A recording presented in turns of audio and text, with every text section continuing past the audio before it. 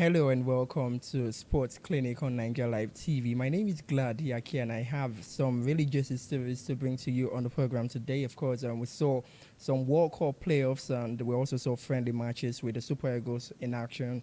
I'm going to bring in the details of these and more on the program, but of course, we have to start with the biggest stories. I'm talking about the World Cup playoffs where the DR Congo secured their spots in the 2026 FIFA World Cup after they defeated Jamaica by 1 goal to nil. So for DR Congo, they ended a 52-year drought, 52-year absence.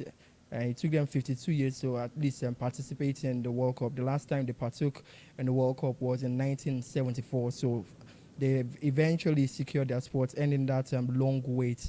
I can't imagine how long they had to wait for 52 years, an entire generation in essence. And for Iraq, they also defeated Bolivia by 2 goals to 1 and to secure their ticket to the World Cup as well, returning after 40 years. For DR Congo, it was 40 years. For Iran, it was actually DR Congo was 52 years. For Iran, 40 years. So a lot of countries actually going to be partaking in the World Cup after a very long time.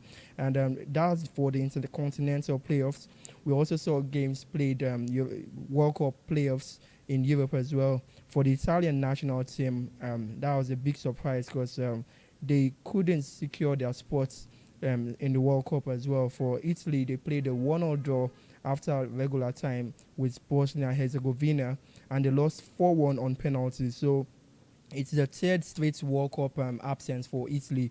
They've missed out on the 2018, 2022, and 2026 FIFA World Cup. For this group of Italian players is a big miss. The likes of Donnarumma, he was 15 years old when Italy last qualified, last partook in the World Cup, and he will be 31 when they will have an opportunity to play again in the World Cup. So a big loss for Italy after losing 4-1 on penalties after playing a 1-1 draw with Bosnia and Herzegovina. And we also saw other games played in Europe as well. For Sweden, they were able to secure tickets to the World Cup after defeating Poland by 3 goals to 2.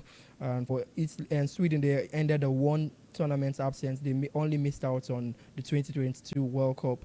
And for the Czech Republic, they played a 2-2 draw with Denmark after regulation time. But the Czech Republic, they advanced 3-1 on penalties. So the Czech Republic will be returning to the World Cup after a 20-year wait. The last time they partook in the World Cup was in 2006. So for Denmark, no long drought for them, but unfortunately for them, they wouldn't be taking part in this World Cup in the United States. And for Turkey, they defeated Kosovo by 1 goal to 0 to return to the World Cup after 24 years of absence. So it's not the longest drought, but 24 years, still pretty long. For Turkey, they've been having a revolution, reviving their football, and they've been having decent results. So I really saw this World Cup qualification sports for them. I saw it before it really happened. But away from the World Cup qualification games, congratulations to the teams that were able to secure their spots. We also saw friendly matches being played, and for the Super Eagles, they partook in that friendly match against Jordan, and the game ended 2-2.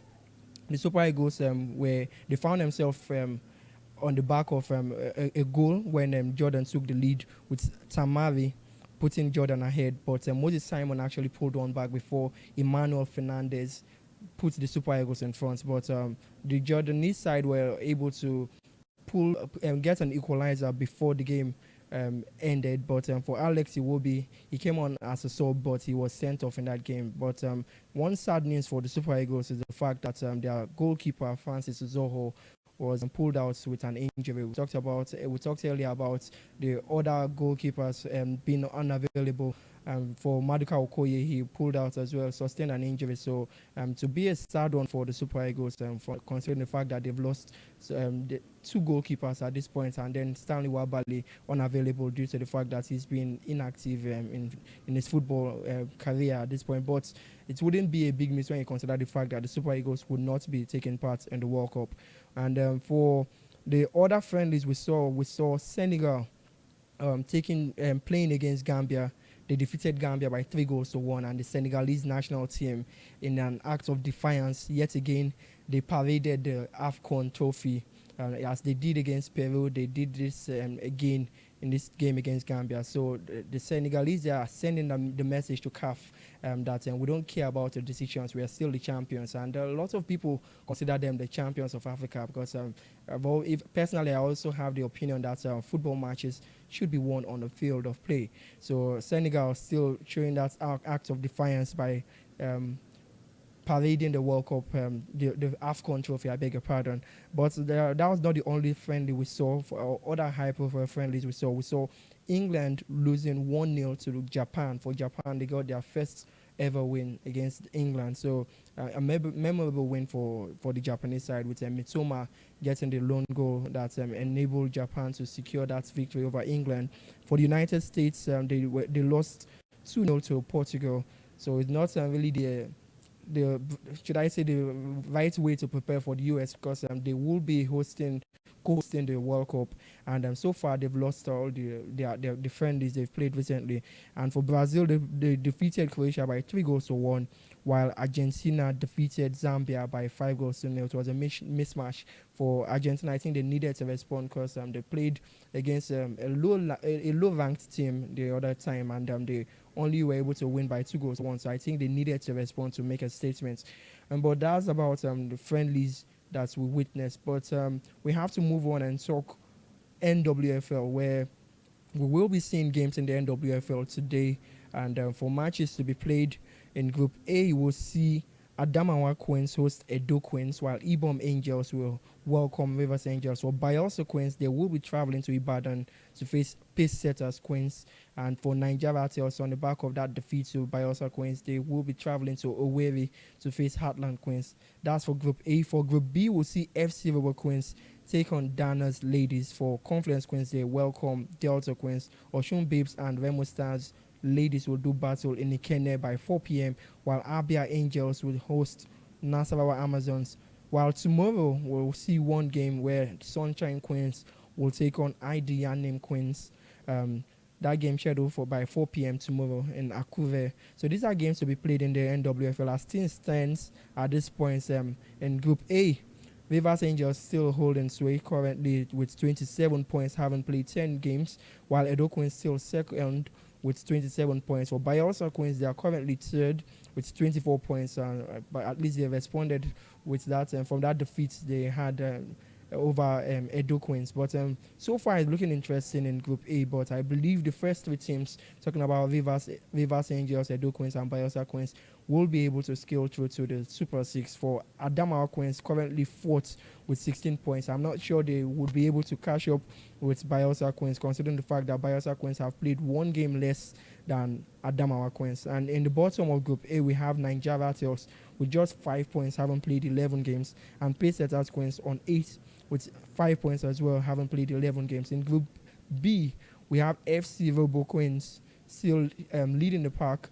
They currently have 25 points, having played 12 games. For Nasarawa Amazons, they're currently second with 23 points, having played 12 games. All teams in Group B have played equal number of games, 12 games. And for Abia Angels, they're currently third with 21 points, having played 12 games as well. For Remo Stars Ladies, they are fourth with 20 points. So the race for the Super 6 is still pretty open, pretty tight in Group B, because for Remo Stars Ladies on fourth, they currently have that, they are just 1 point shy of Abia Angels, and it's still going to be very interesting seeing how that game race plays out. But for the Super 6, and that's where the tournament really starts. For Group A, it seems pretty certain that the first three teams will make it to the next round.